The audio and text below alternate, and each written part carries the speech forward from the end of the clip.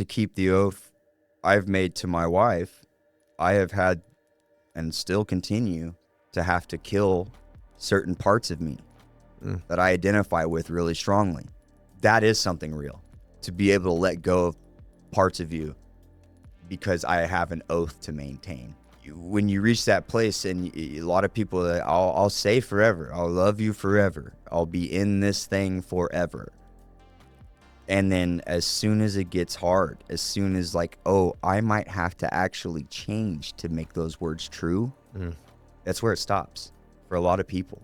And I see why. It's a terrible battle inside whenever it's really you. Like the problem is you. My relentless pursuit is to see Dark Horse Clan live on after I die.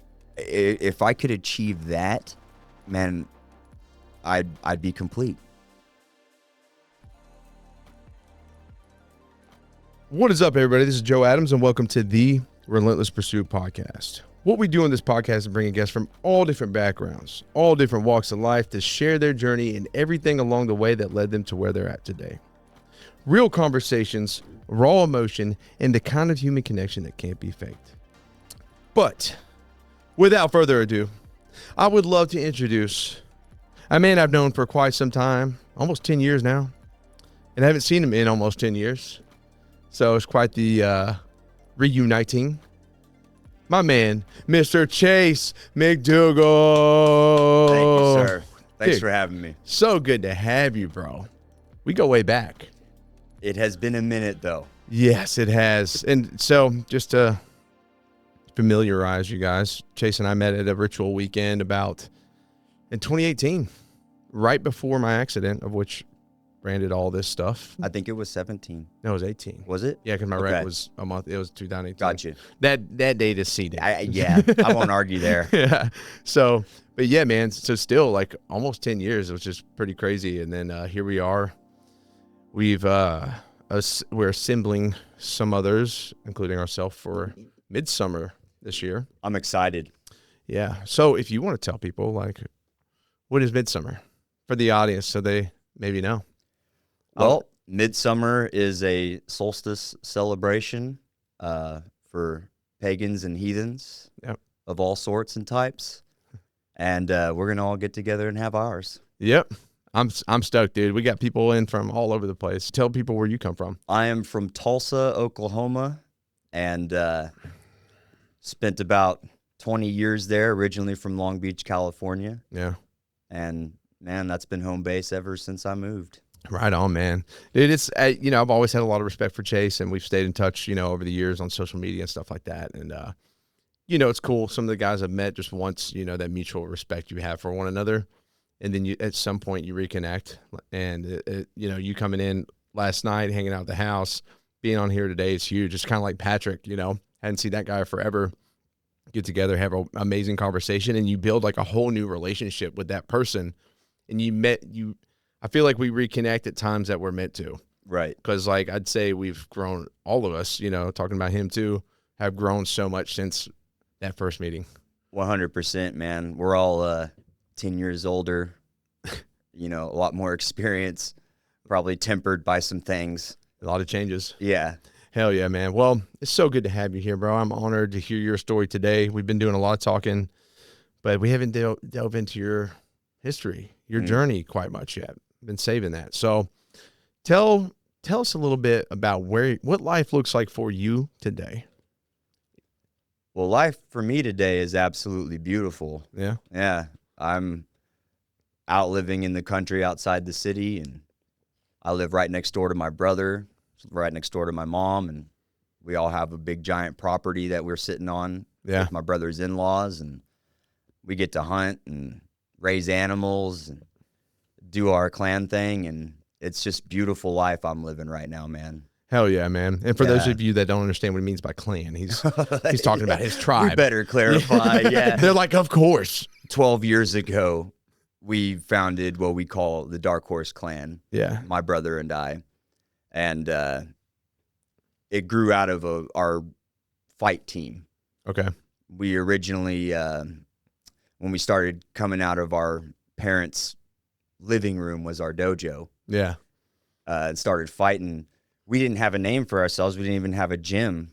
And we just got, slated to fight on these podunk local cards in Oklahoma. Yeah. And so they would always put us up against the hometown hero, and we'd wind up knocking them out or whatever. And people were like, man, these guys are the dark horses. And really? Yeah. So that's how we actually got that name. That's cool. Dark I never Horse. knew that. Yeah. It was actually our fight team name. We were Team Dark Horse.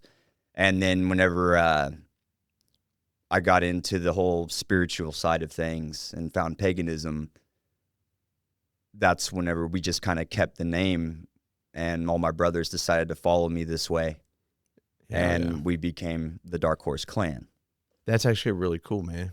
See, there's an origin story for everything. Everything has an origin story. And I guess I've wondered that, but I never asked. So thank you for telling me that, because I might have not known ever until this very moment. Yeah.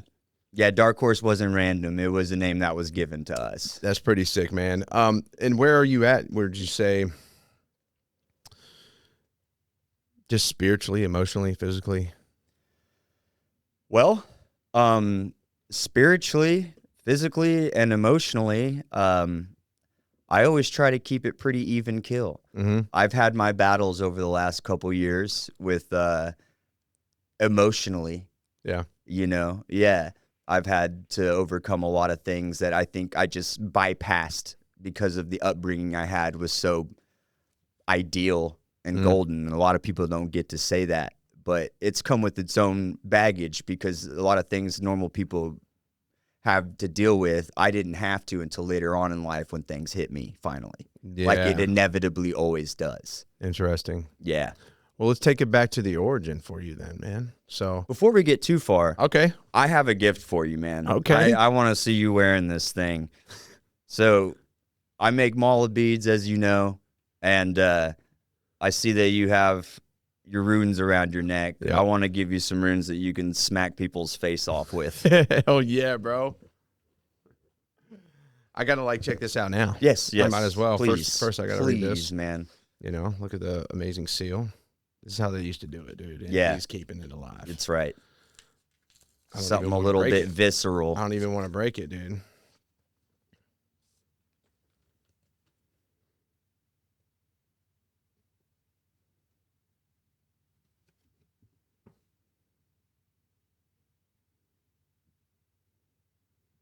I would share this with everybody, but some things are best kept private. Yeah. And it's meaningful. It was for you.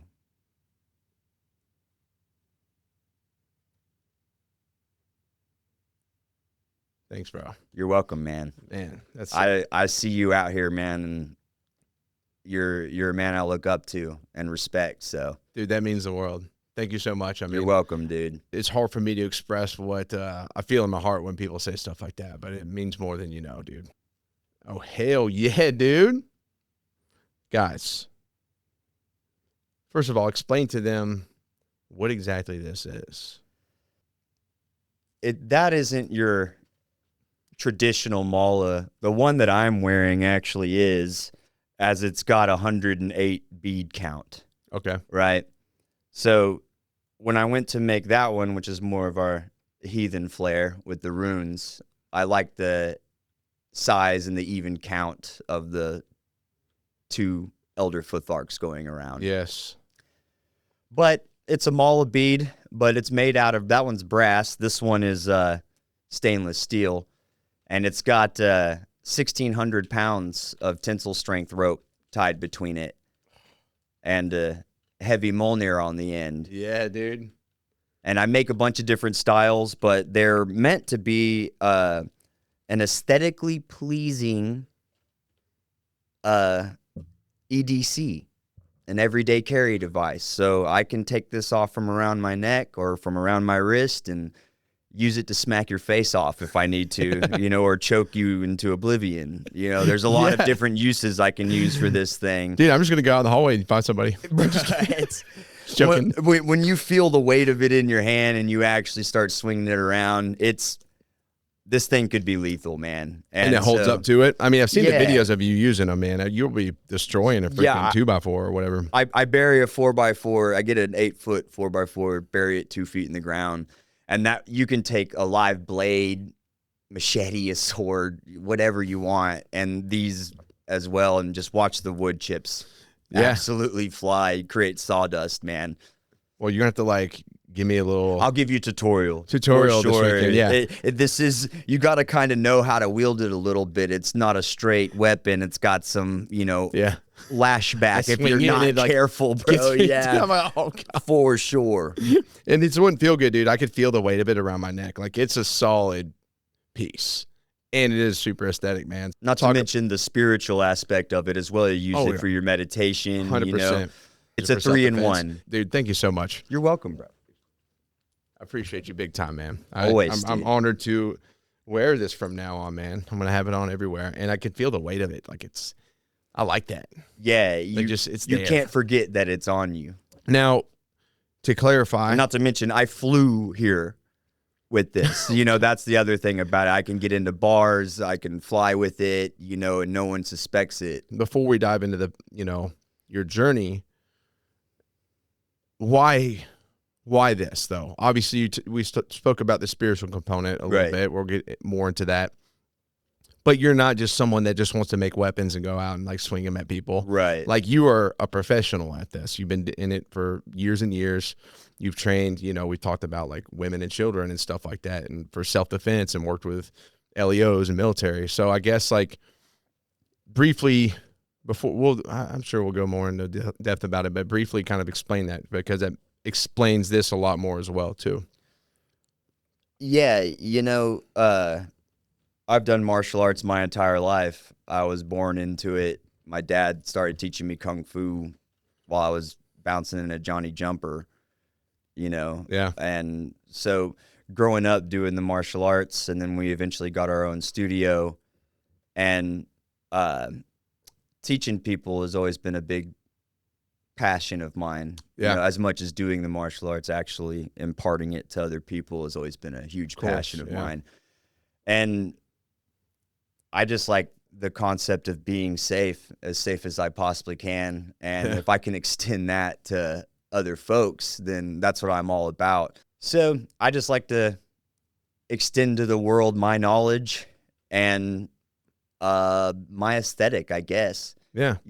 And why this is because we were talking a little bit last night about a separation between church and state. Yeah. Running a dojo, I didn't feel like I had all the freedom in the world to just express who I was spiritually or whatever, Yeah. And the moment I decided to stop caring about that, this idea landed in my hands. Yeah, for sure. And it's been the most lucrative business venture I've ever taken into, is because I just started expressing myself naturally. Yeah. Without a filter. Exactly. Yeah. It ties a lot of you into just this. It really does, man. Yeah. It really does. Well, it's exactly who I am. I'm a martial artist. I'm a spiritual man. And I also like a good aesthetic. Yeah, dude. I mean, 100%, man. And well, I'm grateful for it. And I'm excited to see, where that goes for you. Hell yeah. And guys, we'll get all the links and stuff to you. We'll tell you where to find them at the end, but you got to show them some love, man. If this is your kind of thing, if it connects with you, I'm going to go ahead and tell you now, I haven't even used it yet, but I trust this man. So 10 out of 10. All right. Highly effective. And I might even post some videos just going crazy. Dude, you should. You should. I'm going to watch it like 100 times just to get the right video. I want to see a big man like you try to break the fucker. Oh, God, dude, I'm going for it. I'm diving in. Hell yeah, man. Well, thank you for sharing that, man. Now, Chase, let's rewind, dude. So you kind of said where you were from, but, let's start from there. Where do you hail from? And take us through that journey of childhood and stuff like that, and we'll get to where you're at today. Well, I was born in Long Beach, California, and about the time I was 4 or 5, we moved to Tulsa, actually Broken Arrow, a little suburb of Tulsa. Okay. And just had like this awesome suburban neighborhood comeuppance, dude. Yeah, just storybook growing up, Like the American dream, for sure. It really was. I had a great father, great mother, and we're all still super close. Yeah. Yeah, I'm luckier than most with my upbringing, that's for sure. I don't mean to cut you off. I just find it interesting because I was talking to, maybe if you know Cody Agner. It sounds super familiar. Colorado guy, always hiking mountains and stuff with his wife and son. Anyways, I can almost guarantee you met him. Sean's probably talked about him. He's been out here the last a lot of times, to be honest. But we were speaking about how it's just the dynamic, and I've talked about this with a lot of people, especially people in our walk. I know a lot of guys that didn't have the best childhoods, and I wonder. I'm like, well, I come from a really great childhood. Right. My parents are still together. I had a lot of opportunity. It was always safe, always food on the table. I moved a lot and stuff, and there's different things that had happened. But as far as the upbringing I had, it was, you couldn't really beat it, And so it's weird because I feel it's really not that common in the world as you may think. It's not. But then especially with people that we come together with, like you and I, hearing you, it's okay, we have that in common. And it's not to say we're not bragging about it. We're grateful for it. Right. At the end of the day, it's our path, but if we've been led to more of these outlawish type circles. So I don't know why that is, but there's something deeper to it. I can't speak for you, but I seem to have come out of the womb with an innate sense of rebellion. So, 100%. Yeah. 100%. Yeah. Yeah, so that's probably what it is then. You know what I'm saying? Dude. 100. Yeah, that's just somewhere deep in my blood. So it makes a lot of sense. And what was that time like there? Was there any significant stuff? I know you brought me, you had mentioned something about time in 6th grade that was pretty powerful. Oh, yeah. So pretty early on, I had a good idea about men that are able to handle themselves and are seen as that guy that you don't want to fuck with. Yeah. Because you'll get your ass kicked. Yeah. Hold a certain social currency. They're respected. And so that was my dad. That was my brother. And anytime I would ever have an issue getting bullied or whatever, my big brother would step in and with his friends and just wreck it. Right. Yeah. Yeah. And there was just one fateful day going into 6th grade. So that 5th grade summer or whatever. We used to have our own local skate spots, and we were really avid skaters. We were there every day after school. It was our spot. And the next thing you know, these older kids show up just randomly one day and posers, get out of our spot. We've never seen you here before. So it starts a little back and forth. Skatepark, turf war. Yeah, totally cliche as it gets, man. Because literally one of those dudes was like, hey, I'll fight one of you little punks for your skateboard. Remember the Disney movie Brink? Oh, yeah. Yeah, dude. Made me think of that. Damn it. That's a good one. It really is, dude. So, yeah, I'll fight one of you little punks for your skateboard, meaning if I win, I take your fucking skateboard, you know? Yeah? Yeah. And so I look back at all my friends and I realized they had already stepped back. Yeah. They were scared. They stepped back. And my brother and his friends just so happened to be there. And so I'm at this point, I'm shitting my pants too. I'd never really been in a fight. Been training my whole life. I was a wrestler at this point, and all this stuff. But I just it started early. Yeah. Oh yeah, dude. Yeah.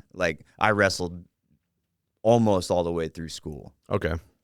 I was in and out a lot, but I would always dip back into wrestling. For sure. And then the kung fu with my dad growing up, I wasn't untrained. Yeah. I just was untested. Of course.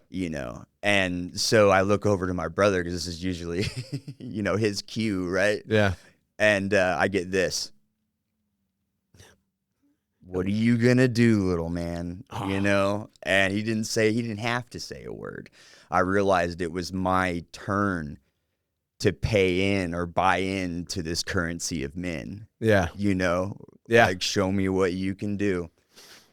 So wound up dusting the kid, and it was nice. Yeah. You know, I got that respect, but it also led to like another cliche, like a socialist versus the greasers type freaking feud all really? the way through high school. Yeah, weapons got involved, police got involved. Yeah, it was a whole thing, and that's what really got me into fighting the way that I did. You know, going the professional route and being an MMA fighter and all that stuff was that it made me angry. You know that these they wanted to just pick on us, but we wanted to fucking kill them. Yeah, for you sure. know? And so that continued for all the way through school, man. What was the final like stance? Like when did it all just end? School had to end. Okay. Life had to keep and going. And then people just went their own path. Yeah, dude, it got so bad. One morning, my friend, this is what so that was 6th grade, that first one. And this is now going us into 9th, them in the 10th grade, because they were a year older than us. Yeah. They started driving cars and shit. Well, my homeboy was walking at like 7:30 in the morning during summer one year. The summer they started driving, he's walking over to my homeboy's house across the neighborhood, and they catch him alone, and they pull up on the sidewalk, and they're swinging golf clubs outside their car.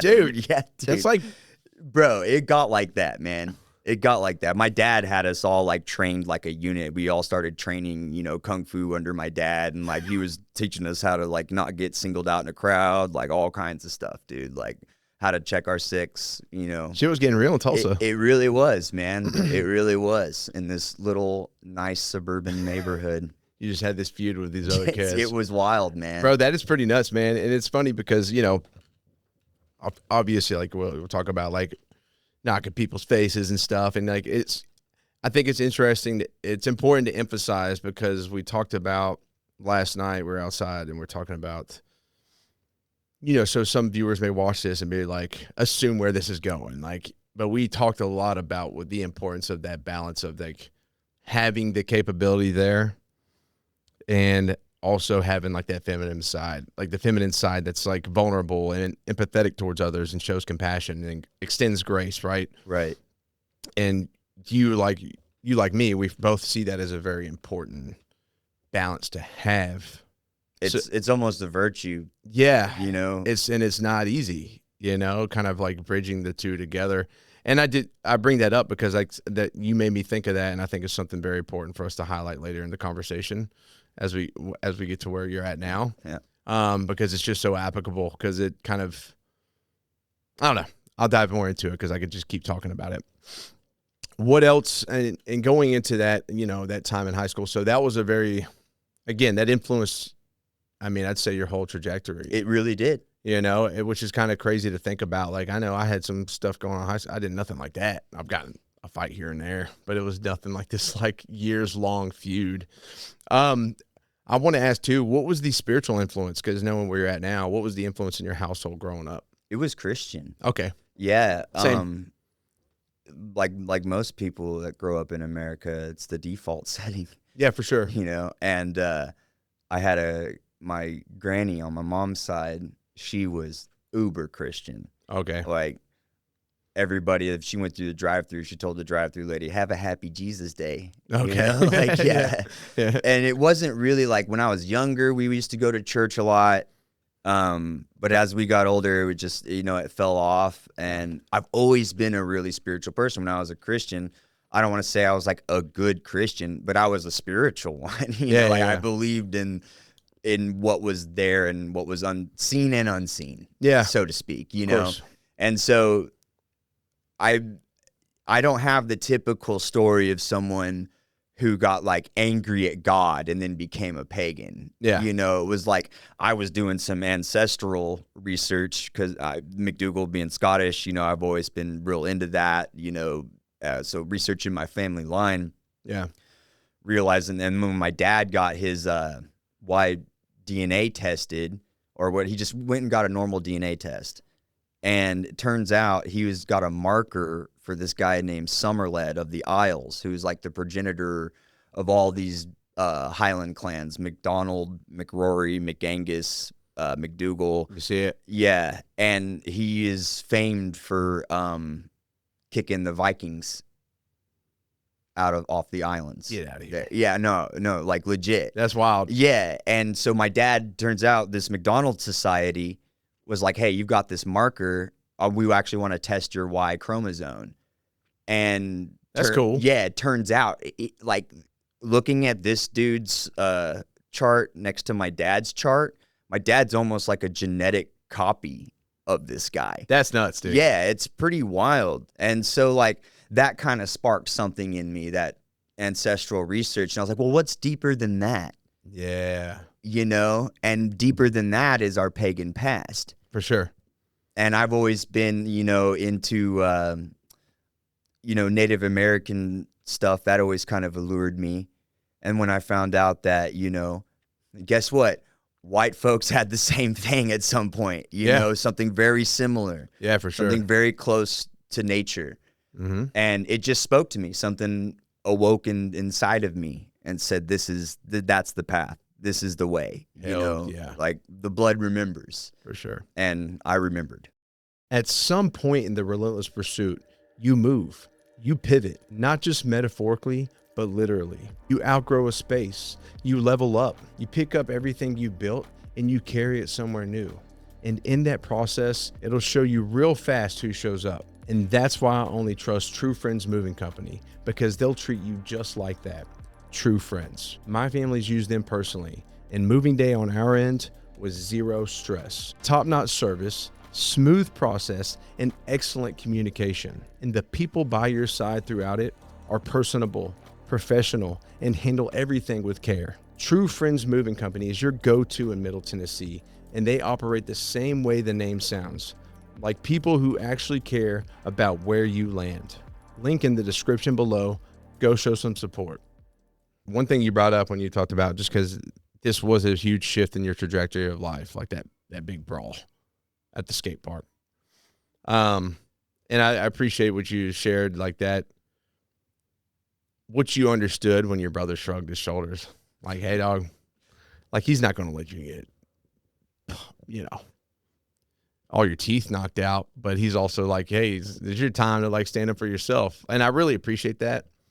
You know, it says a lot about just like, even with children or whatever, like you're not going to obviously you wouldn't let your kid get beat up, but allowing people to like take on their own adversity is like, you can't protect people from everything that does them no good. Right. And it's like your brother understood that then. Like I can't fight all his battles, man. He's got to learn how to like do it without me. I'm not always going to be there. And there's so much value in that. He passed it on. Yeah. I became that dude for my crew. Yeah, man. You know? What did you feel like walking away from all that? Like, you know, I've, contrary to my trajectory in life, I've never liked hurting people. Yeah. I actually freaking walked away from that like crying, even though I just like dusted this fool. I wasn't beat up or anything, but I was just like, man, I didn't like that. You know, that was my first experience of violence, like real violence. Yeah. And I honestly didn't care for it. You know, there's something to be said about doing it for sport. Right. Like I enjoy like being out in the woods and doing all that. Like it's fun. You know, it's for sport. You're like, you and the other guy that's an understanding there. But like, I feel you, like I just, you know, even when I hung out with a lot of people, went to bars all the time, and there was always brawls. Like I was always the one trying to de-escalate shit. Right. Like I didn't want that, dude. Just the energy that comes from it, just you feel it in your heart. Like, dude, I learned 2 lessons from my dad. You know, he's an inch shorter than me, and he's like, Chase, you're gonna be a little man in a big man's world, and people are going to test you. Like, so I'm gonna have to teach you how to fight fucking giants. You know. And then the other lesson was, as much as like physical martial arts, was verbal martial arts. You know, socially, how do I position myself to not even be in that situation? Yeah. You know, because all the way back to Sun Tzu, you know, he who doesn't fight is like the best fighter, you know, basically, like in a nutshell. It's very true, though. Yeah. I agree with that, man. I had, you know, groups I hung out with, it was just always confrontation. It was always that. And it just like nothing good ever came from it, ever. It just caused more turmoil, more distress. And I grew tired of it, honestly. And it's just like, you know, there's certain situations where you have like no choice, right? But I don't know, man. It's like you're just out in the world. People just look for it almost. Yeah, life is a fight enough, you know. It's exhausting to carry around that kind of chip on your shoulder. It truly is. Just, I think the best place you could be is be so capable, but also as grounded as possible. And you can only, I believe, truly find that grounding by being so capable.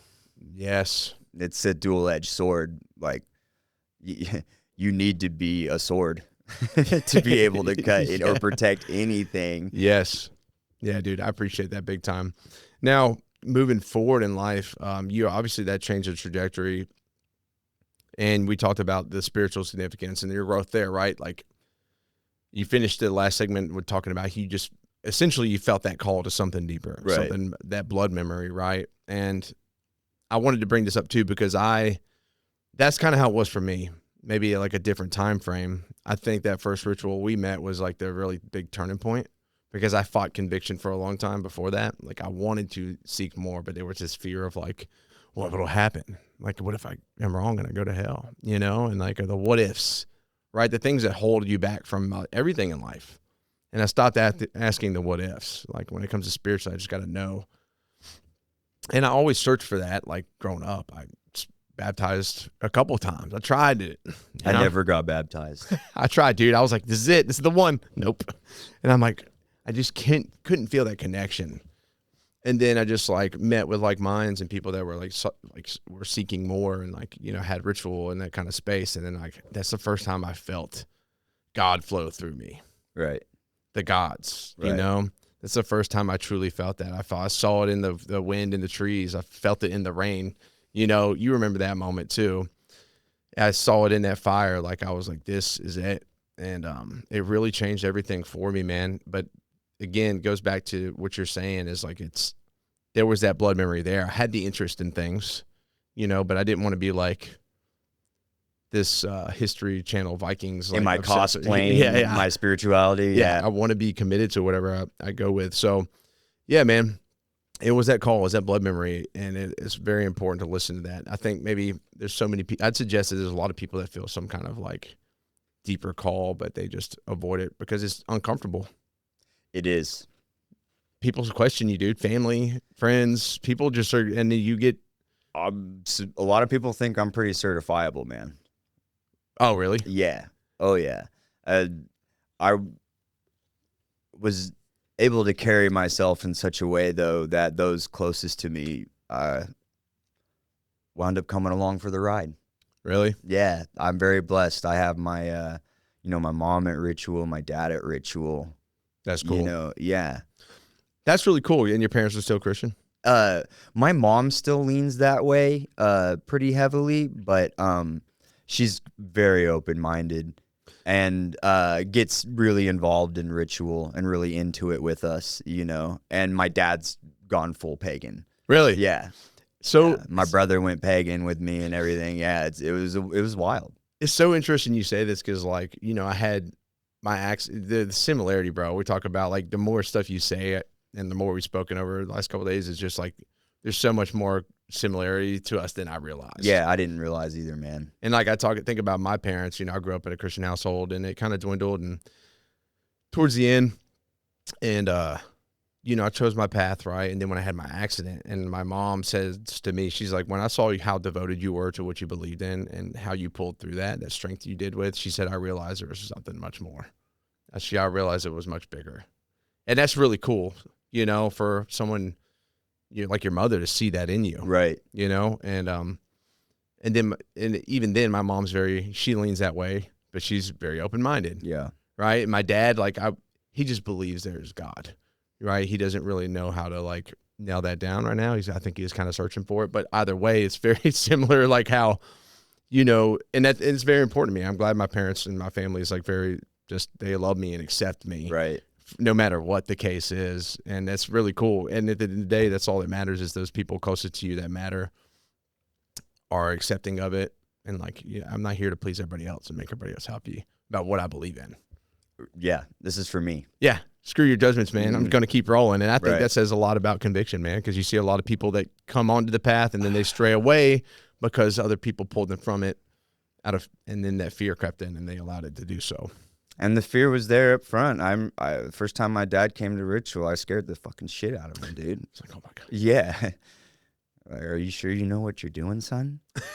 Yeah. I was like my wife. My boyfriend was praying to a tree. You know? I'm like, no, not exactly. Yeah. Change that a little bit. You know, but I see where it is so weird at all. And we're kind of losing the track of the storyline. So last thing, I could see where it'd be weird for people. We'll stop it there. But back to your journey, man. So you had this shift in that was 6th grade. You worked your way through high school. You're involved with martial arts. You know, you're fighting, all this stuff. So that in a nutshell was what childhood was, right? Mm-hmm. Like, it was good. You were a fighter. Did the spiritual stuff change, I guess, after? Yeah. That came later in life? That came later in life after I met my wife, actually. After we hooked up, it was like we were both on, I guess, our own spiritual journeys, and it just seemed to just converge.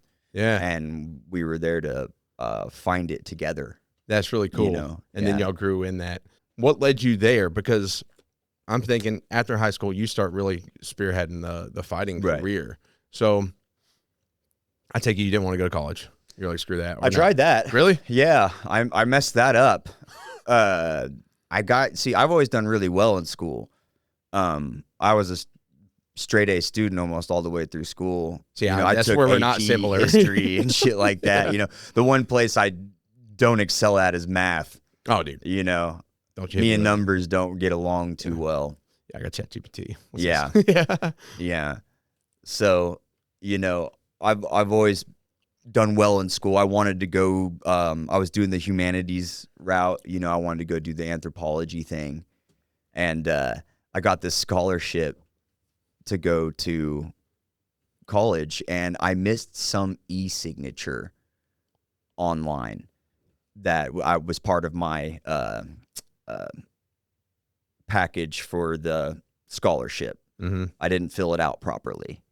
And so I'm sitting there going to college for free, loving it, killing my classes, absolutely eating it up. And after the first semester, I go to sign up for my next semester. And they're like, oh, yeah, by the way, you owe like all these thousands of dollars for your first semester. Yeah, I was like, what happened? And I wrote an appeal to the board or whatever, and it was just like, nope, sorry, you're out of the scholarship. And so I was like, I could just double down and fight.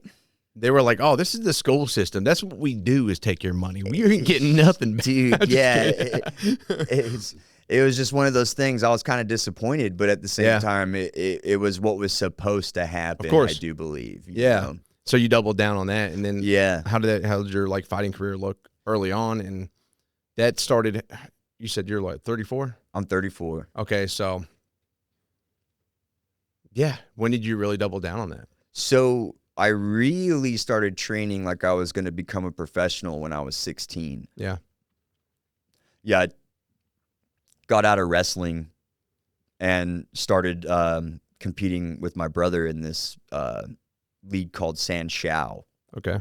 And I don't know if you've seen like the old kung fu movies where they fight in the center of town on that raised platform. They try to knock each other off. Like that's what Sanshou is. It's fought on a raised platform, and you can knock them out, throw them, or like spikes under. I'm just kidding. Yeah, right. Mortal Kombat style. Yeah, no, but you can kick them off the mat. You know what I'm saying? Throw them off the mat type thing. And we did that before we did MMA. Yeah. And so that's where we got our start really competing. And that's what got me out of following all my friends into a lot of trouble too. Oh, really? Yeah, for sure. The martial arts kind of became my anti-drug, and it wasn't, I was partying with them doing all the same things, but I didn't realize that when I was going to train, they were still on weekend mode. Oh, okay. You know what I mean? Yeah, for sure. So that was your weekend life, but then you were committed to that. So I've always been a firm believer in I want to have my cake and eat it too. But at a certain point when you want to go pro, you have to choose. Yeah. A lot of people, I hate to say it, a lot of times people will stay in their hometown too. Like you see them, you see where, I'm not speaking for everybody, but it does go downhill sometimes in that way. Like they just like never get out of that black hole of partying. And Right. I've seen with that. I know people personally that's in their life, you know. I wonder what that is. But this was like your way. Comfortability. Yeah, but you martial arts is uncomfortable always. And that's the thing, you know. I think that spiritual awakening happens just naturally when you start to train your body and your mind for like combat or warfare. You come face to face with a lot of the things, your weaknesses, if you will. For sure. You know. And I'd say like just training yourself physically in general is a good stepping stone in that direction. Like 100%. Sure, like I wouldn't say lifting weights is very applicable to martial arts. I mean, I guess at a certain point when you have all the technique it is, but it still can change everything. It still teaches you some similarities there. Mind, body, and spirit. Like you've got to have them all sharp and strong. You 100%. know, when one leg falls, the other two are completely out of balance. And I see so many, that's a thing I think that plagues the modern world, is I see a lot of people stuck in their mental.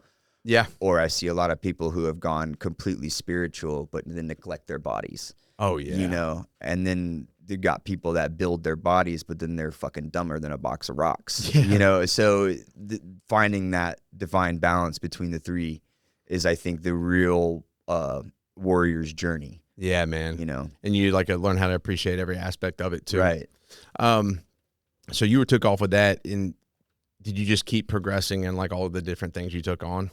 Because you're pretty well versed in martial arts. That's what I'm getting at. Is like you learned that was Sanshou. Sanshou is my actual art, right? Okay, Sanshou. And Kung Fu Sanshou is what I grew up learning, and then Sanshou is like a sport. Oh, yeah. It's I know it's confusing. Okay, yeah. Don't take me out. I'm just like no, bro. Everyone gets that messed up. Yeah, that's funny. So that's what you've like. That is like your bread and butter right there. Mm-hmm. And what else have you taken on since then? I've got a certification on the wall that says I'm a master in Kung Fu Sanshou. Yeah. I'm a black belt in Krav Maga, and then also certified to teach law enforcement and military. Yeah. Through Krav Maga, and then I'm a black belt in Brazilian Jiu-Jitsu. Nice, dude. I'm certified to teach Pakamut level 1. Okay. And which is a Filipino martial arts with stick and knife. Right on, dude. Yeah. And then on top of that, I'm also a level 2 instructor in this art out of Belgium called Mastro Defense System. Nice. A dude named Fred Mastro developed it and is really giving it to the world. And I think it's, as long as I've been in martial arts, and especially on the self-defense side of things, he's really ahead of the curve. Yeah, I think. Yeah, so it's worth looking into if you're into not only self-defense but things like executive protection. Yeah, that's where he really has his expertise. Right on, man. When was this shift from like? Did you pursue like MMA to like a high degree where you're trying to like go? Dude, that was the plan. Level? Yeah, that was the plan. What did that turning point look like, and when did you commit more to the training others side of things? You know, I think it's just like a natural progression for me. Like I said, I've always had a crazy knack for fighting. Yeah, I've just have a good ability, and then all my training on top of that, you know, but I don't really care for fighting. Fighting sucks. Like, you know, my dad was always fond of saying real fighting hurts. Yeah. I don't care if I flawless victory you, like I'm gonna be like shaking out my hand. It ain't gonna feel good. Like, yeah, you know. And then not to mention the weight cutting, all that stuff. Yeah, you know, when you fight, like most people, you hope that like a dare to be great situation just comes along in your life. Yeah. Well, when you're fighting, you know when that dare to be great situation is coming. Like you've scheduled it. For sure. You know, you've got to be the best you that you can be when you show up on that day. Yeah. You know, and that the stress of all of that and the weight cutting and I would hate it. You know, absolutely hate it. But it was like this crucible that I just felt like I needed to push myself through. Of course, man. And I admire it on the professional level, like those high level guys, big time. But I'd say, because I talked to Brett about this a little bit, And he said it really messed with him. But I would suggest, especially getting to know you more, there's a certain level of where it's like you have to become like bloodthirsty at all times. Yes. And that could be possessing. That. And that to me, like, I love it for sport, like Brett said. Most game, non-career fighter I know, but like he always urged me to like take it on. Obviously, I have my ambitions. Like I couldn't do this and that 100%. You know what I'm saying? Like the time is just, you got to choose one or the other. But also like, I just know my heart, you know? Like I don't want to be a bloodthirsty person because I get obsessed with whatever I take on. Does that make sense? 100%, man. This was a point of contention in mine and my wife's relationship. We met through the martial arts. You know, she was fighting on a different team when we met. And that's just, when you fight, you do have to have that bloodlust. Yeah. If you step out there, you could be 10 times better than that other dude you're about to fight. But if he wants your head more than you want his head, that's his advantage. That's his advantage, man. Yeah. Yeah. You've got to be about blood when you step out there. If you're out there to play the game, don't step out there. Yeah. It's not a game. It's a sport, but it's a sport you can get seriously injured. Yeah. Possibly even die doing. Yeah. And when you step out there, this is for some of you guys, some people out there, like seeing red doesn't mean you're no. That's where the training comes in. Those are the dangerous guys. Yeah, no, it's not like that at all. Yeah. Yeah. Anyways. Yeah. So you got to turn it off, man. Yeah. I was at war for too long. You know, you're not like actually at war, but it is. You get to that place, you know, and we had to take a break. You have to become that. It's like the military. Like you're trained to do this thing. And that's why a lot of men suffer, because they don't have the missing component is being the man at home you're supposed to be. The military trains you to be this. If you're like infantry, like you're trained to do that. You're trained to go overseas and fight. Like that's it. You know, that's what they want from you. But in fighting, it's the same thing. Like you're training your mind and your body and everything to be that. And you become a machine for that. So I'd say that's, you know, getting to know you, I'd say that was a big part of it. And even so, you said it was a big point in your marriage. It really was. That forced that change. It did. I found myself not being soft at the house. Yeah. You know, I'm just this hardcore guy on the grind, you know, trying to take another head. Rage. Yeah. You know? Yeah. You don't even mean to. It just becomes part of your character because that's the mask you're wearing for that time. You know what I mean?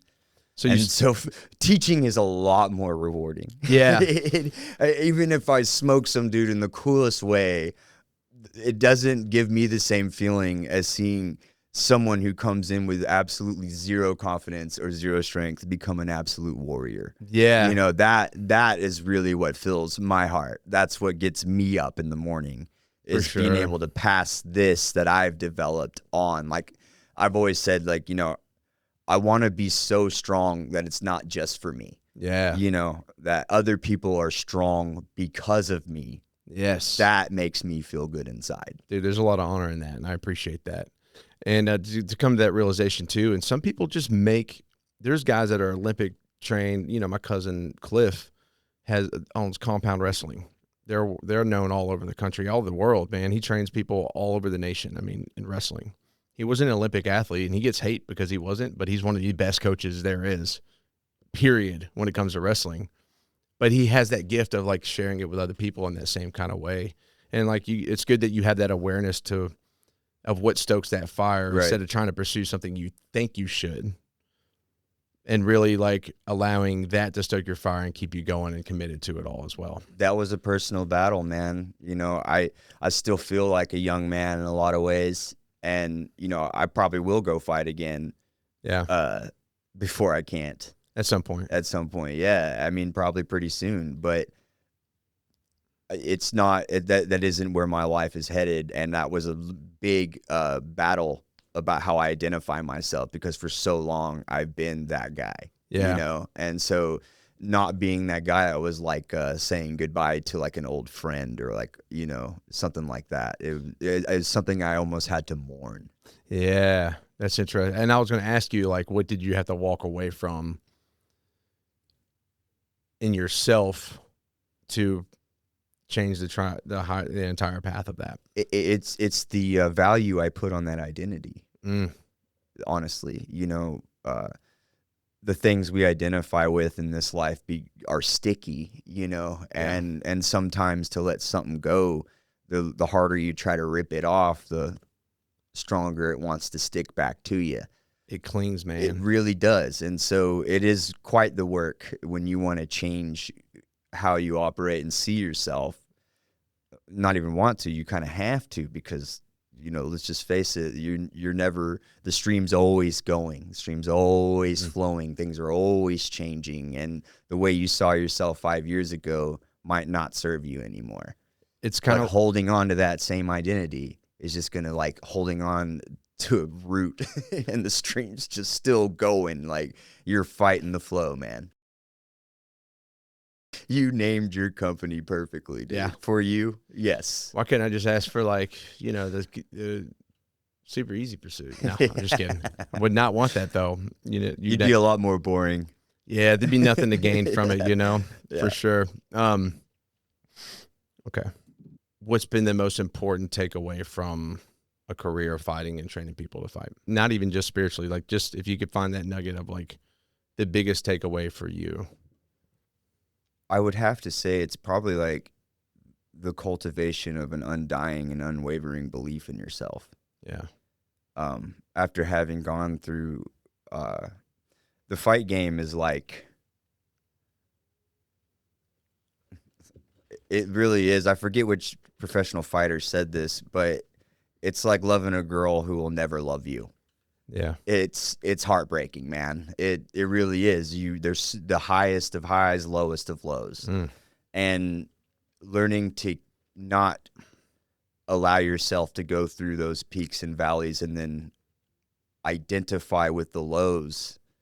You know, you've got to keep your head with where you've succeeded. Yeah. You know, and so learning to take loss and then not let that affect your mindset about how you move forward.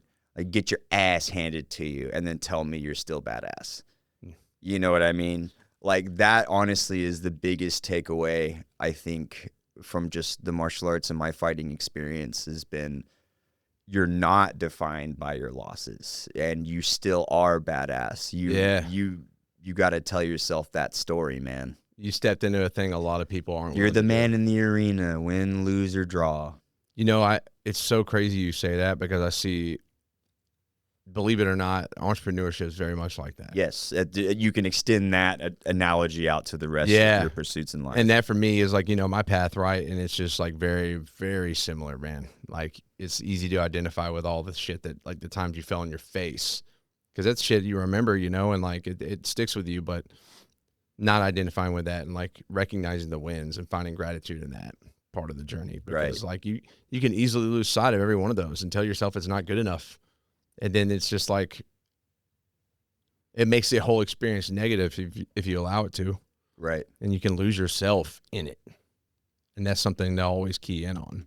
You know, and I'm sure you see this in fighting. A friend of mine that's, you know, been an entrepreneur for a long time. He said, Joe, go to the waterfalls with the microdoses. And he said, go sit with yourself and like find the gods and all that shit. He said, dude, because somewhere along the way, I lost myself in this and I don't even know who I am outside of this. Right. And I was like, fuck, dude, what a deeply insightful thing to tell somebody. Like, it was extremely appreciated. It's always stuck with me. Shout out to Jeff Black, man. That was a powerful thing to say, but also like, damn, it's heavy. It's a heavy thing to hear someone admit. And like, you probably see that in the fight world. It's a strong identity that you take on. Yeah. And yeah, it really is. And it's hard to pack that away and just be a human. Yeah. After you've been acting like the superhero or whatever, you know, you're literally performing on this level that most people never achieve. Yeah, for sure. Never get to. Yeah, and with that can come a lot of like mental baggage. Yeah, you start to think that you're larger than life, and then but it's short-lived. Glory in the fight world is short-lived, and you can't make that your entire identity, or else you wind up with that kind of issue. Yeah, man. Well, thanks for sharing that, man. That's a good. I think that's a really powerful point to make, actually. So I appreciate that. Shifting forward, because you spoke a lot about your wife. You speak very highly of your wife, and I appreciate that. I appreciate men that come to me, like I talk to, and aren't burdened by them. You know, they speak so much power into like who their wife is, even when they're not present, right? And so that's important. It's actually not as common as you may think. I guess if you could say, you know, what's been her influence on you, and like how has she changed your life for the better? Like if you could put it briefly, man, like what part does she play outside of your wife to you? She's been the most loyal person in my entire life. Yeah. Through all my shortcomings. Yeah. Yeah, man. She's the reason I have what I have today with the men that I have. She really is. Bro, I can feel that right there. And this speaks directly to me because I feel that same way. So thank you for that, man. Yeah, dude. And I know that means a lot to her.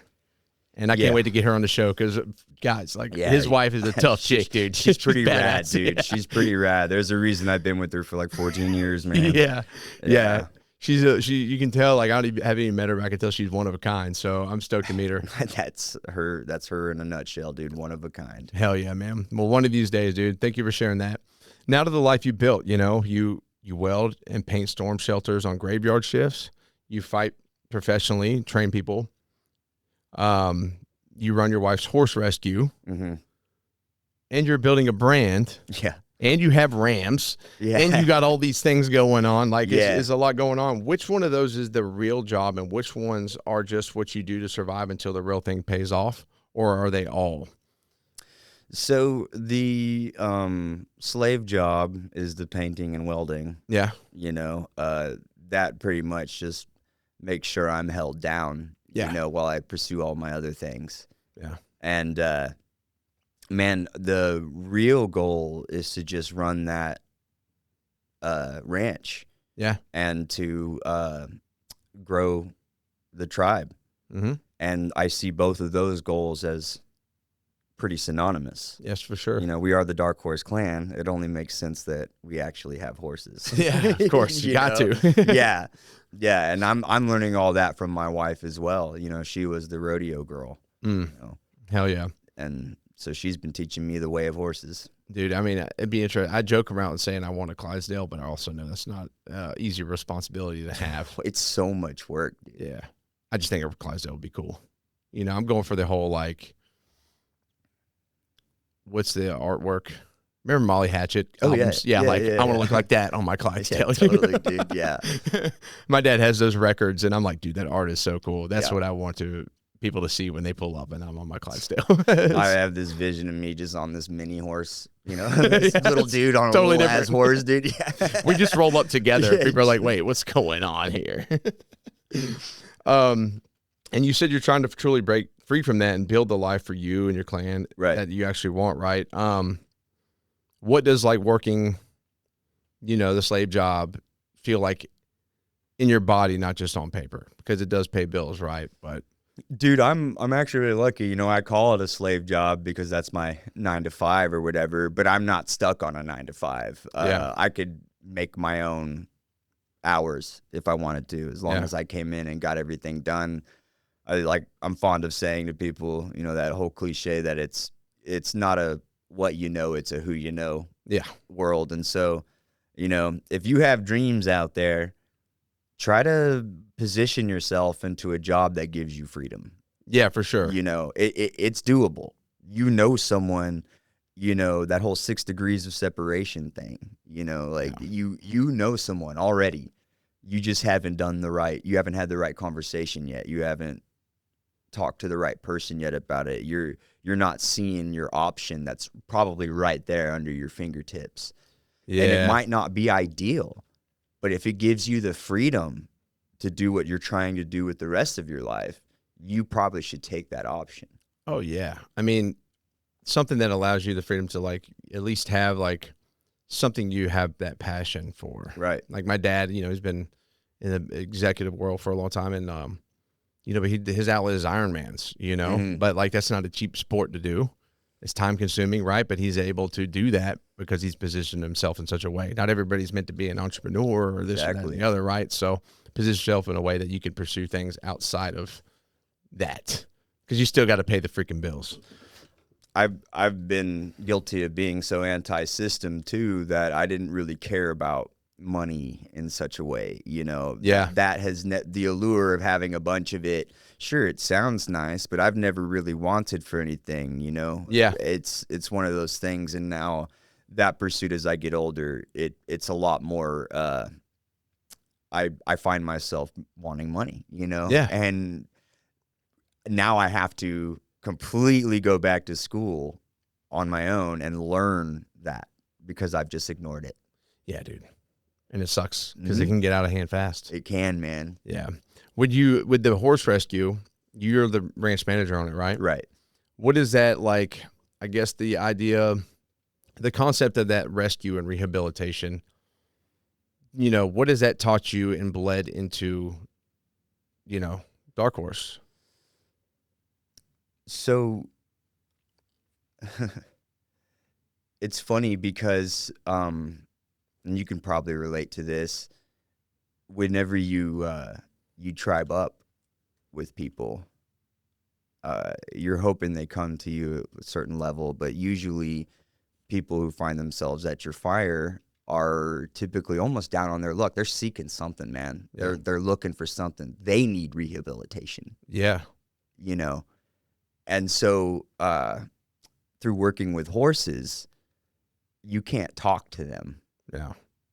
And so learning a way of communication via body language and a different animal has really opened up my communication skills to feel what's going on under the skin with the people around me. Honestly, that's been the biggest takeaway from working with horses is like, oh, I have to actually listen deeper. Yeah. That's actually that's really cool. You say that and you highlight that, and not a lot of people realize that. I saw a statistic that I don't quote me on it, but I'm pretty sure it's 80-something% of communication is body language and tone. So it's almost like humans need to be communicated just as if you would communicate with a horse. Right. Right? 100%. And how you do carry yourself and how your body language and tone does impact the conversation tremendously, especially with how you're trying to connect with somebody. Shoot, sitting here, like if I just was like, just acted a certain way, I really probably wouldn't get the same output from others sitting across from me, right? Right, man. It's your open door. You're receptive. Yeah. Yeah. So, and that's really cool. It's taught you that lesson because maybe you looked at it a little different way. Like maybe at one point it was like, you're here, you're be a man. These are the standards, like live that shit. But like, maybe that's not that doesn't really actually help people get there. It doesn't. If it does, maybe it's probably short-lived because they didn't really do the work internally to become that, if that makes sense. Yeah, man. Yeah, for sure. Now, you said you're changing how you want to talk about a little bit about, because you're very passionate about the growth of Dark Horse, right? And so you're trying to get that more out there. You're trying to build more of a community. You're changing the way you initiate members. Right. And that's been a real challenge for you. So It has. what was breaking in the old way before it's become changed?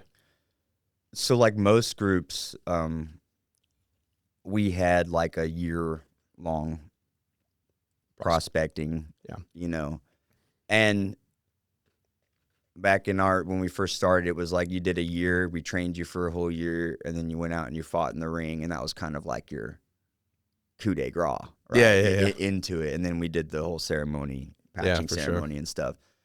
Well, that turns out that, people can wear a mask for a year. Year isn't that long to actually put up a facade. Yeah. And you see people come and go enough, and you eventually just get to the point where you're like, what's even the point, of growing? Our group is super close knit. All of us founders have been chilling for 10 years plus. Yeah. We're all really close. My brother, known him my whole life. One of my other buddies I've known since third grade. Another one we've been training and chilling together since like 13, 14. Mm-hmm. We're just all super, super close. And so it's hard to infiltrate that in the first place, Yeah. and to find yourself really meshing with that close of a group. And then we we just had to have an awakening one day. We're like, who are we? How did this start? We don't need to do what everyone else does. It's like, well, what's the one thing that what was our common denominator? Yeah. It was martial arts, well, okay. It was the level also that we were all at. Yeah. So how did you get that? Well, I had to get my black belt. Okay. How long did it take you to get a black belt? It takes about 5-6 years typically to get a black belt. Consistent work too. If you're really driving for that, And so we're like, let's just be true to who we are. Mm-hmm. And let's instead of without selling a bunch of tribe secrets or whatever, let's just instill a belt system, for lack of a better way. We use patches. Mm-hmm. They go through a patch system, but it's the same thing. And once we made that shift, and again, we've been talking about being authentic, to who you are. Well, we had to be authentic to who we were, and I don't think we, as black belts, because we're almost like a black belt club, if you will. Yeah. You know what I mean? Because if you come to us now and you have zero training, well, by the time you're a full brother, you're in the black belt club. You've done the same kind of work that someone would do to receive a black belt. Yes. And you can't do that. The mask is eventually going to come off in the middle of that if you go about it that way. The only thing prospecting is a giant extended character test. Yeah. It's all it is. Yeah. And so it's better, it's easier for us to accept you. First off, if we're not open to you, after a year, it's easier for us now. Oh, you went through all the same initiations and bull crap that we did, so now we're more accepting of you, and you're going to know by the end of 5 to 6 years. Yeah. And it's 6 years. You hang around us for a year for us to even decide that we want to start the whole thing. Yeah, for sure. Yeah. Give it the opportunity. Our latest guy that just came through too, Alan, he's a monster, dude. He was 46. He was 46 when he started. Came with us. In late. Yeah, 46 or 47, something like that. He was older. And 6 years later, we just patched him in now as a full brother. He's 50 something now, dude. And so if you think it's undoable or unreasonable, well, I have examples that say it's not, and it really has solidified us as an actual group and organization, as opposed to just another one of these tribes out here throwing people together. I appreciate that, man. You raise the standard pretty high. Pretty fucking high. But I think that's how you build something lasting. You look at any old occultic order, what was their pre-time before they really showed you the secrets? Years. Platonism was 5 years or something like that before you actually learned their secrets, right? And so we just kind of applied that same thing to, the knowledge of martial arts, and then how we tie our spirituality in with that. Yeah. Yeah. And so it takes a while to get to the inner sanctum. Yeah, for sure, man. And shout out to what's his name? Alan. Yeah. Shout out to Alan for sticking it through, man, because that also gives you an idea of okay, this is doable. Maybe we don't need to scrub the system.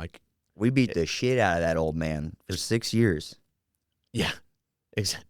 Do you put him through the typical prospect stuff too on top of that? Yeah, but we after seeing how some groups do that, all of our prospecting stuff, we haze the crap out of you. We make you do ridiculous stuff, but it all has a purpose. It all revolves around the martial arts training. Yeah. Or some kind of spiritual thing.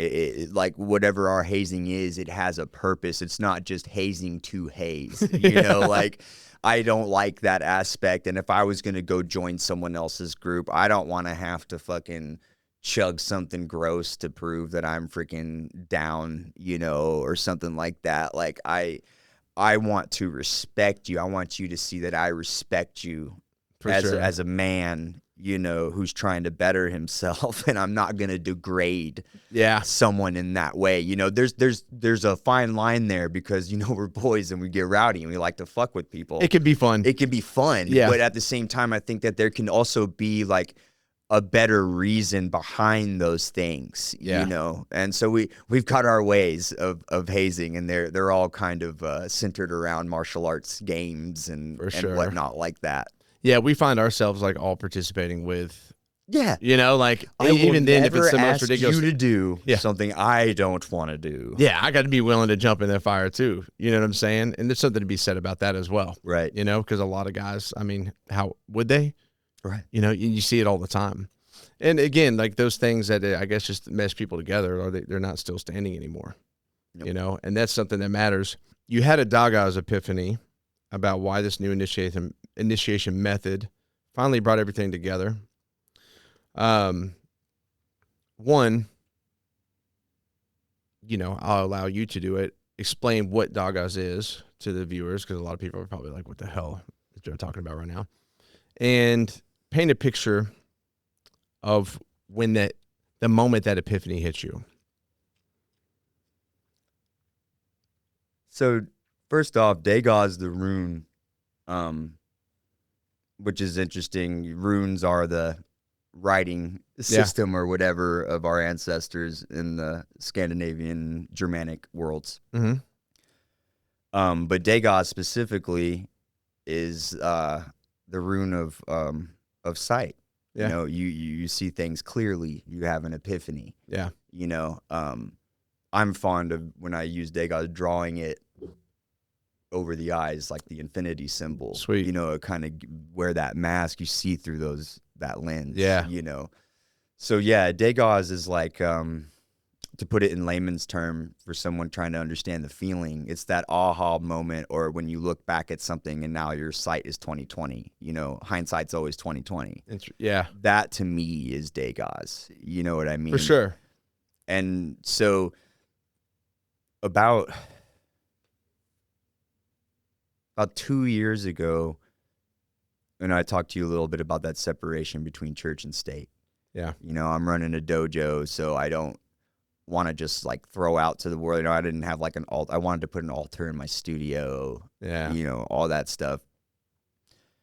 And I think I was just not being authentic to my own expression. Like the way I wanted to express it, I was suppressing it. Yeah.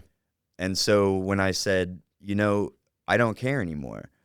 I want to just, I feel this art coming out of me, whether that's tribe building, my music, teaching. I see it all as my art, you know. That's how I paint my story. For sure. Onto the world. Nice. Yeah. And ever since I decided, you know what, I'm just going to express myself through this lens of me being an artist, now I don't feel stuck in that box of, oh, I need to cater my message. Yeah. You know, and since then, that just brought all the alignment between teaching, growing the tribe, this mala thing. It all just kind of came together. Yeah. All at once. It really did, because I took the thumb off of myself.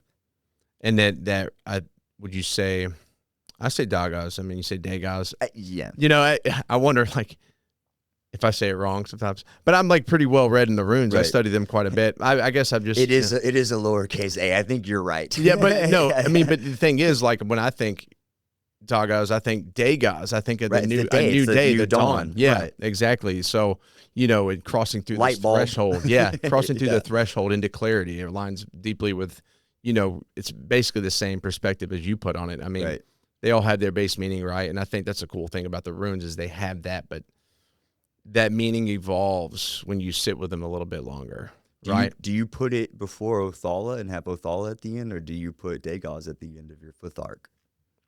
I put it before Othala. I don't know why, but there's, I think, one of the oldest rune stones that has the entire Elder Fifth Arc on it ends in Dagaz. Does it? It does. And so for the longest time, I was like, well, that's the oldest one, so it's got to be closest to the original way of doing it. And so that's the way I always did it. But now my thinking about that has changed a little bit as to like, why would you put that rune representing sight at the very end as opposed to family? Because people say, oh, Othala, because family overall, right? That's really what brings it all together. It's the whole reason why. So that sight that the sight shows you. I can't use any of these runes if I can't see it. You know what I mean, man? So it's just one of those things. I think that the ability to see is put there at the end, for me at least, for a reason, you know. Almost like you get all the way through this path, and turn then around you and get you're that, like, oh, holy shit. I see it all so clearly now. I appreciate that. Thank you. That's like something I'm going to take for my practice now. Hell yeah. And sitting with the runes, man, they're very significant. And I think, you know, we don't have to go too crazy into it. I could sit here and talk about the runes forever because I've allowed them to guide me for years now. You know, like when I told you I was at that building, that's when I really got heavy into it. And how the first rune I pulled at the beginning of 2025 was Perthro. And the unknown. The unknown, right? And then so my next rune pull was Perthro. And that was like very significant. I was like, what are the chances I get that one next?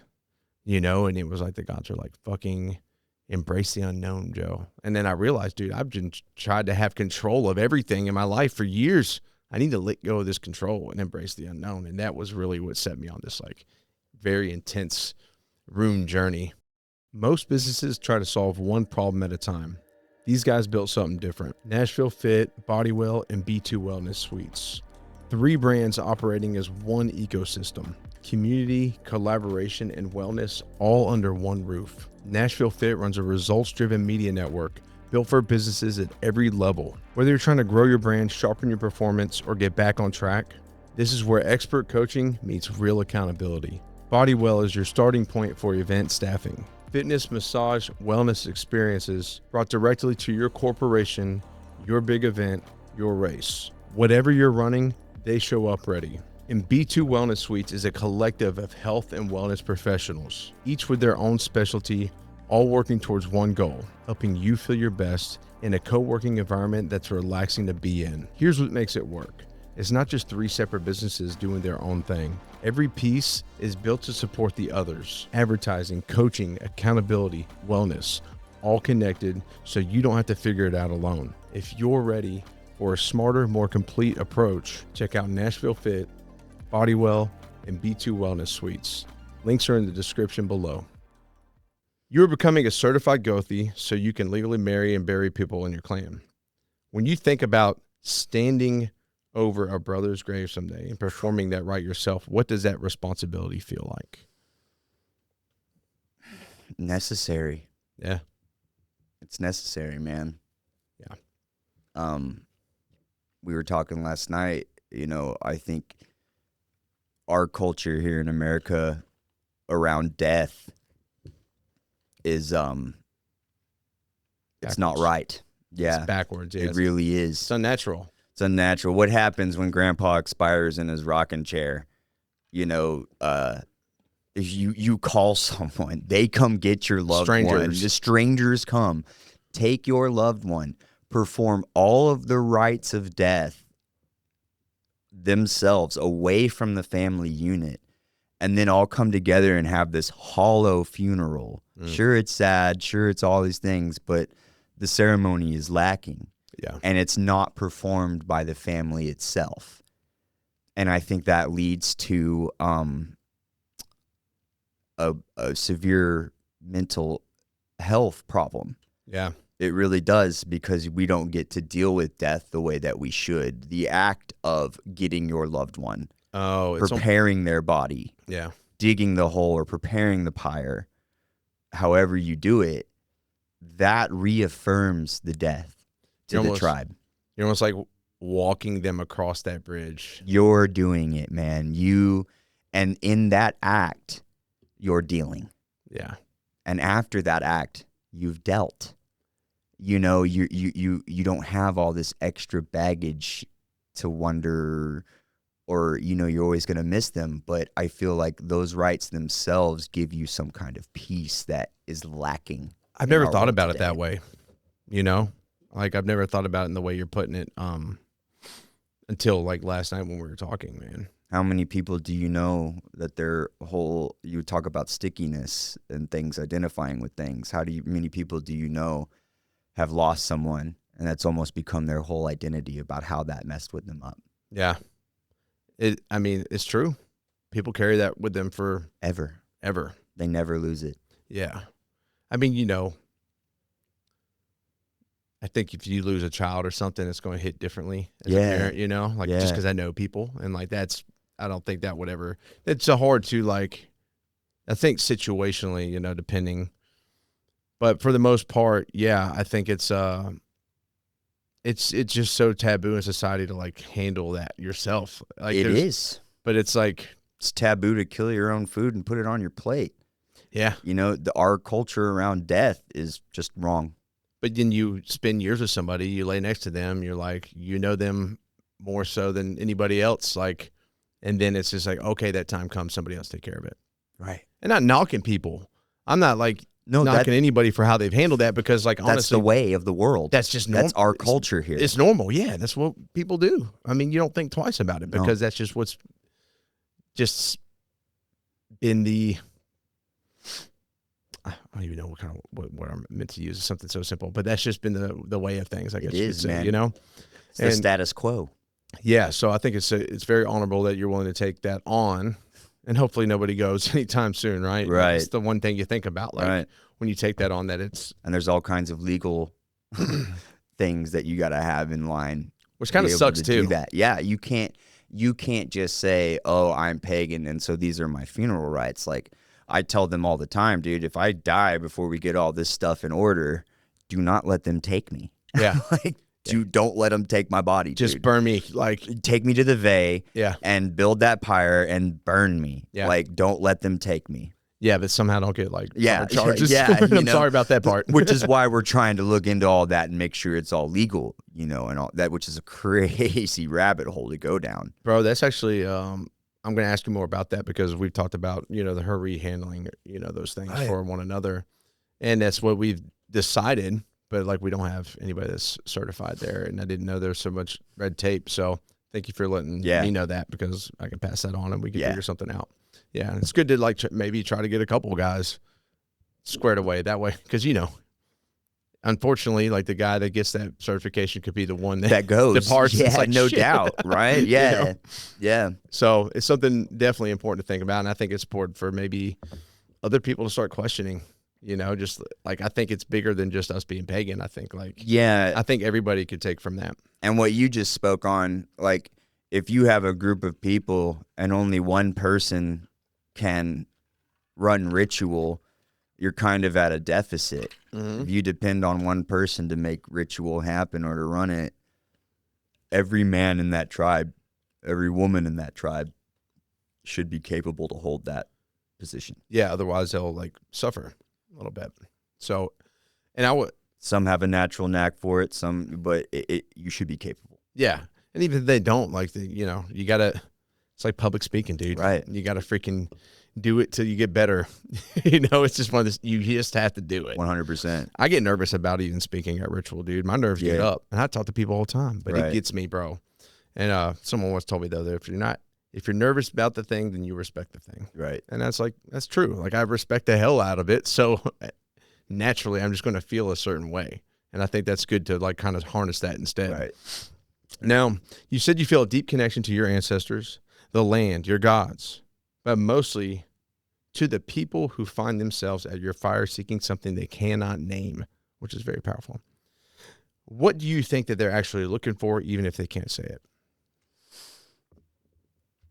The first word that comes to mind is actual community. As you felt, because you've tribed up similarly to I have, we're missing that kind of core unit also in our culture. So people are looking for that core unit. They're looking for that identity that I belong to this group. And I just like being able to offer that, you know, to have a place. And also, I think they're also trying to escape some kind of hurt usually. Yeah. You know, they, like I said, they usually wind up there because they're seeking something for some reason. Something ain't right. Well, and it's the brotherhood thing is that as a whole, I think is missing. You know, it's not the. It's a healing environment. It really is. Yeah. I got a friend that's a Mason, right? And a really good guy. I think he might be there this weekend. But he said, you know, every man needs to be a part of some type of secret society. You know, essentially that's what the wolf cult is or whatever the case, you know, your tribe. That is a secret society to a degree, right? And like, I wholeheartedly agree with that. Yeah. You know, because it goes back to the identity thing and like starts to help you heal in different ways, man. And because I think a lot of men, you know, dude, I'm obsessed with my family. I only want to spend time with my wife and daughter. But I also know that like I need my brothers and those like-minded that align with me to enhance me and make me better for them. You operate the best. I don't care who you are when there's competition. Yeah. You know, and it's not like fucking fighting competition, but it's this fact that you're with all these other heavy hitters in life. Yeah. And so naturally, just by who you're surrounding yourself with, you're going to be sucked up, you know, and if you've built a crew worth anything, you know, people that come to you a year from now shouldn't still be in the absolute dumps. 100%. Things happen, but then the way that they deal with those things should change. You should see a change in a person. And if you're not, and you're staying static, you need to take a look at the inner workings of your whole organization or your whole tribe and go back to the drawing board on a few things. 100%. Like we may be doing something wrong. It needs to be a fix. Or not doing something at all. Yeah. Which seems to be the folly of most of the groups like us. You know, our group, we did a lot of things backwards. I say it all. We got the cart before the horse. Yeah. For lack of a better pun there, you know what I'm saying? Yeah, yeah. And we didn't have a charter, you know, we didn't have like all these like rule books, you know, and playbooks, you know, we didn't have this set order to things. We just kind of naturally got together and started doing it. Yeah. And the order worked itself out eventually. And our folly was realizing like, oh, we were inactive. We didn't have action in these areas. And that was stifling us because you can do all these things, you can do everything, but a lot of times it's what you're not doing. Yeah. That matters actually more.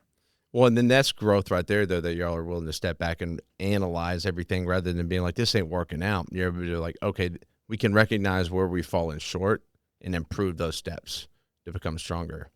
And, you know, and you see a lot of people fall apart, like, you know, in these groups because the unwillingness to like have that awareness or raise the questions or like confront the things is like comes from that. Right. Like, not willing to even confront things honestly with your brothers, you know?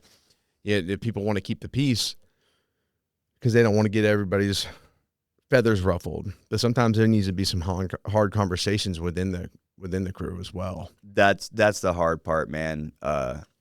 Is it you confronting those things without it becoming like a cult of personality? Yeah. You know, it really is. You get ingrained into your tribal identity and that can take off. Yeah. And become something bigger than it really is. Oh, dude. You know? And extremely dramatic. Yeah. I mean, I've seen it. Yeah. Numerous times. Yeah. And I know everybody else has too. That's still it's a thing. Yeah. Rather than accepting that, you know, feedback or whatever the case is and being honest about it and, you know, growing from there, dude. To me, it's a lot like marriage, man. Yeah. Yeah. I mean, it's an oath. Absolutely. I chose to take an oath to the Hari. I chose to take an oath to my wife, you know, and there were standards. There was an understanding of what that was, what's to be upheld, right? If my wife and I didn't communicate things honestly and work through them together, well, then like the marriage would dissipate. We're not going to grow anymore. And it's the same thing in your freaking tribe. Right. Like you need to be that serious about it. if you guys don't have it in your system to come back and check in, you know, like how often do you have to check in with your wife? You know, like just to be like, hey, like I feel good, everything's good, we're good. You know, just to like make sure to reset the fact that we are good. Yeah, you know what I mean? Like it's a beautiful practice to do. Like you can take for granted that, you know, she's just there and it's always going to be, but it matters to them that you come back and you're like, hey, still Joe. I'm still on my path. I still love you as much as the day I met you. You know what I mean? Like being able to come back. And I've been guilty of not doing that and just taking my relationship for granted. Yeah, for sure. And then the same thing happens with the tribe. Yeah. You all have to have that come together, and then you also need to spend time individually with everyone else that you have so that you understand. Because when you come together, not everyone's going to want to share exactly where they're at. Well, some people are going to want to communicate with one person on certain things that they may not share with everybody. Right. You know, and like, but that opens a door for them to like kind of lower their walls and then start communicating. It does. It's a process. Some people are going to sit there and just be like, this is what. And if you have one dude locked up on some bullshit, it's going to bring down the rest of the tribe. Yeah. It's going to bring down the rest of the group. Yeah. And I think it's really important too, because like, you know, a lot of people may not understand the concept of like the tribal thing that we're talking about, but it, you know, again, it's applicable to marriage and just like intentional relationships in general, you know, and also asking those around you to hold you accountable and to check you. Like my wife will let me know if I'm falling short and where I'm falling short. Yep. A good woman will. Not in a nagging way, but just like, I need you more in these places. And it's like, thank you. I get really upset and I'm like, fuck, oh my God, I'm letting my family down. And then I slow down and I'm like, you know what? Yeah, life's crazy. And I lose sight of like the little things at times. Our ancestors' stories are full of examples where women are like, hey, you dipshit, get off your ass and go do something. Or, hey, before you go do this crazy thing, think about all the possible consequences. Yeah. Yeah. And this has been a huge deal in my my Gothi program. I'm doing through a guy named Brian Wilton. Shout out to him. He's a great author. Y'all go check out his books. Okay. Bryan. Okay. Keep that in mind. I mean, I got this recording, so I can always reference it. Yeah. Yeah. You know, the story that really comes to mind right now is Odin's sitting there on his high seat and he sees Vafthrufnir, this giant that sits in this grand hall, this grand palace with all these riches and all this stuff, and he sees that and he wants it. Yeah. He wants to know why this guy has it. And he's an all-powerful, crazy, big giant, right? And he's like, you know what? I'm going to go to this dude and I'm going to see what he's about and see if I can't get what he's got. And Frigga is like, hey, you've got your own thing going on. Why would you go bother this giant and possibly get yourself in a situation where you could die challenging this guy? But if you're going to go do that and that is your path, let me give you this blessing. And she says, you'll go, you know, with your shield and back with your shield, basically. You know, like she gives him this blessing to go on this dangerous trek. Yes. And it's like that is the role that women take. And it's beautiful because it really is. They're a reality check. And there's just parallels of that myth where women are just talking to you, telling you what they can do. Yes. Like when Sigurd passes through the fire to claim his bride, and she's sitting there and she's telling him, I know these runes that I can do this for you. I know all this that I can do this for you. You've tested yourself, and now let me be this guide for you. Yeah. You know, and so just what's crazy is, you know, we Brotherhood and we focus on all these things, and most of our tribes are filled with mostly men, you know, and stuff like that. So it's hard pressed to even call it a tribe because really they're just brotherhoods. It's almost like a fraternity. Yeah. And so we get really hyped up on the war gods and, you know, the male masculine aspect of things. But our stories are chock full of these wise women. Yeah. And there's something to learn from that too. Really? Yeah. You know, I mean, I bring up Lord of the Rings, The Hobbit too. You know, you think about one of the dwarves, he had this stone from his mother that he had to bring back. Right. You know what I'm talking about? The little blue stone. And like, it's the same thing. Like, here's this blessing, like bring it back. And I've actually purchased some of those and like given them. My friend's just got deployed. He just got back, you know, but he's got it with him, you know, because there's so much meaning to that. There's something to learn. And like, as men, we can apply those things to those other men in our life too. Right. In our own way. Right. And so I think it's something very important because yeah, dude, you get these masculine tribes and these dudes and it's just like, you just hyper focus on the war band and all that different stuff when there's that feminine aspect that I think broadens your perspective and the importance of them.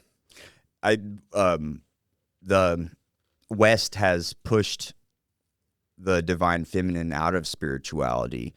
You know, we've got priests wearing the robes of women to perform those rites. A lot of people don't know that fact. It's interesting. So that's actually they approach the divine in women's clothes. Wow. Because it used to be women that did it. Huh. Think about it, man. They have the mandala. They are the mandala. How do you get into this world? They are the portal, dog. 1 foot in this world, 1 foot in the other one, man. Yeah. And they're just that way. And that scares when they connect to the divine, that is truly scary to the powers that be. Oh, dude. It really is. Man, you're going to have me thinking about this for a long time now. Good. I like provoking thought. Yeah, and I'm going to get some, like, I'm probably going to write some stuff from it too. Hell yeah. Because, like, I enjoy that. So thank you for that. You talk about, you know, you said you were called to speak on honor, oath, and what the word forever actually means. Right. Most men throw that word around without ever testing it. When has forever cost you something real? Hard to pick one time now. Yeah. I'll say it like this. To keep the oath I've made to my wife, I have had and still continue to have to kill certain parts of me that I identify with really strongly. Yeah. And that is something real. Yeah. You know, to be able to let go of parts of you because I have an oath to maintain. Like, yes. When you reach that place, and a lot of people, I'll say forever, I'll love you forever, I'll be in this thing forever. And then as soon as it gets hard, as soon as like, oh, I might have to actually change to make those words true, that's where it stops. Yeah. For a lot of people. And I see why. It's a fucking terrible battle inside. Whenever it's really you, you know, like the problem is you, you know, and that has been a huge cost of it, has been realizing, oh, I'm not where I need to be yet. Yes.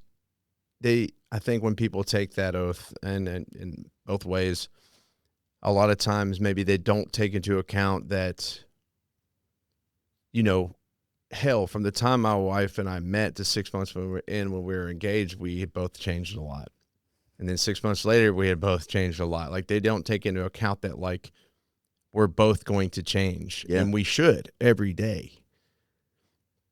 And a lot of times one person will, and the other will be stuck on not changing. And so you grow apart in different ways. Either you're fighting it or you just aren't okay with change or this person evolving and growing, right? So you learn how to do it together. Right. And that's how you know, going back to what you said, that's how you become willing to kill those parts of you that no longer belong.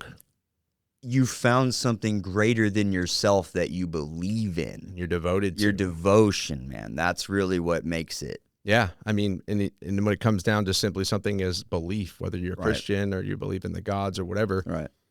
Those things too, if you want to grow closer to that, are going to require you to kill those things in yourself. They are. That's just the nature of it. You have no choice, or you'll stay stagnant and comfortable in it. when you talk about a marriage, well, there's your mirror, okay? You've got one mirror, but then you want to start like a brotherhood. Dude, you're going to have all these other mirrors showing you your shortcomings. Like, you're going to know exactly, because of seeing where the level everyone else is at, you're going to know where you fall in that, man. Dude. And a lot of people, when they realize where they fall in a group of men, they don't fucking like that they're at the bottom. Yeah. You know? But that's up to you. That's to stay there, that's up to you. Yeah, exactly. Yeah. But again, instead of like allowing those mirrors to fog over, you're willing to actually look into them. Right. And you can learn that from people that have done you wrong in the past, that you feel a certain way. Like 100%. Rather than looking at them with resentment, you can look at them with gratitude and be like, what did they show me in myself? How do I grow from that? So that applies to literally everybody you come across in your life. And when it comes to forever, do you have any childhood friends still?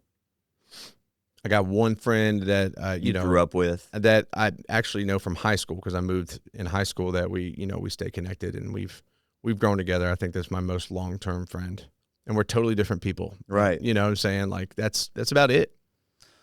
I've got one friend. Yeah. From that I grew up with, and he's part of my tribe. Yeah. You know what I mean? And I think that's sad, because that's something modern. Yeah. I believe, the nuclear family not being close, and then, people get older, they grow apart, but the way of the world is,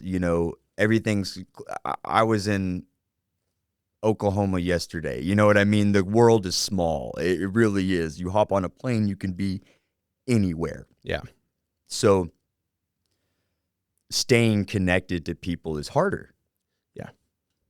But I will say to that, the way I mean, it's just so chaotic, right? And people grow so differently apart. And it is sad, but at the same time, when you get to a certain place, I think a lot of people, like you and I, you get to the age right now, and because you've been on this journey of seeking, I'm able to recognize like the people that have come in my life since like 2018. Sure, many have gone, right? But like a lot of these people I now have in my life, it's as if I've known them my entire life. Right. Right? Right, man. You get so invested, especially in a tribal setting with these people. You almost can't, you don't remember what it was like not having them. Dude, there. Yeah. Exactly, man.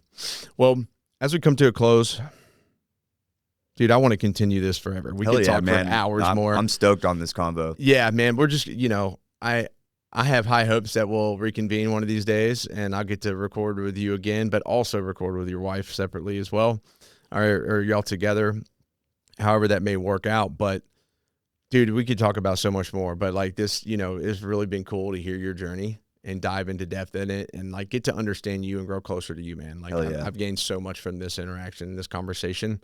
And we still got a couple more days together. So I'm stoked, man. Let's go have a good time. All right, man. So as we come to a close, I'm going to ask you some rapid fire questions, and I'm going to ask you your final question, and then we're going to get out of here. Sound good? Sounds great. All right. Quick answers. Going to brush right through them. I may know this already, but maybe not. One rune that defines this season of your life and why? Oh, Hagalaz. I'm currently in the middle of a storm and creating the order out of that chaos. I just pulled Hagalaz last week, so we'll talk more about that. I think our paths are converging, dog. Dude, for sure, for sure. Best piece of advice your brother ever gave you, the spoken kind, not the shrug.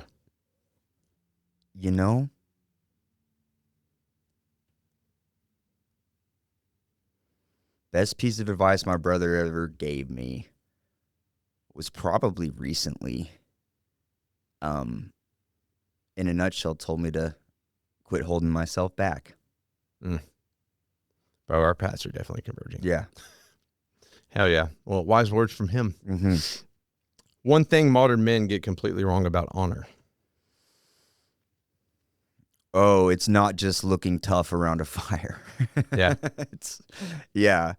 It's a lot deeper than that. They get wrong the fact that it's something you can pick up and put down. Yeah. Oh, yeah.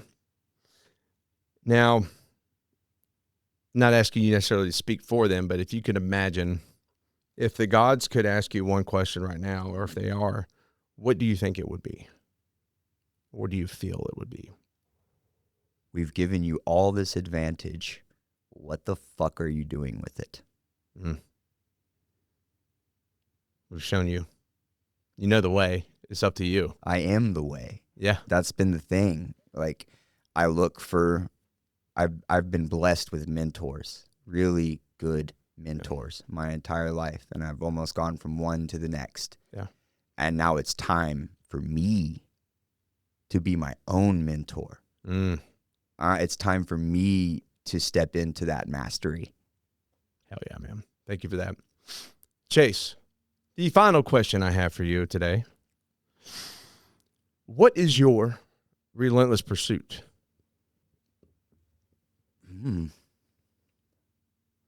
My relentless pursuit is to see Dark Horse Clan live on after I die. Legacy. Yeah, if I could achieve that, man, I'd be complete. Hell yeah, bro.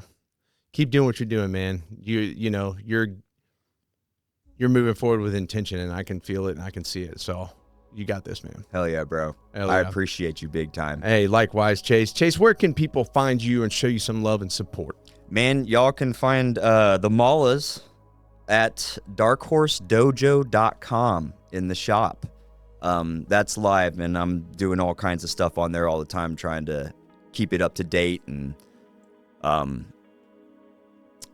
then I've got this clothing brand too that I've just started along with it. Sweet. And you can find that at our Shopify, and that's Dark Horse Dojo as well. And the links are all in my Instagram, which is at Dark Horse Clan. Right on, man. Hey, thank you so much for sharing that. Guys, go show them some love. Chase, I'm going to move my mic and shake your hand and Hell get yeah. out of here. Bro, thank you, man. Hell Appreciate yeah. you, brother. All right, guys, till next time. One of the biggest lessons that I've learned in this show, and honestly in life, is that healing doesn't live in just one lane. Some people find it through addiction recovery, some through therapy, some through faith, some through hard conversations that they've avoided for years, and some for finally being honest about what they're carrying. I started this show to give people a voice, to share real journeys, real struggles, and real growth. And what it's shown me is how many people are walking through similar battles, even if it looks different on the surface. Through this platform, I've been connected with people across so many lanes: addiction recovery, mental health, veterans and first responders, faith, marriage and relationships, trauma, and everything in between. I want to say this clearly. If you're listening right now and you're struggling, please reach out. You don't need to know exactly what you need. You don't need the right words. You don't have to even know exactly where to start, but through my network, I'll do everything I can to get you connected with the right person in the right lane for where you are. That's what this show is about. Real stories, real connection, and reminding people that there is a way forward.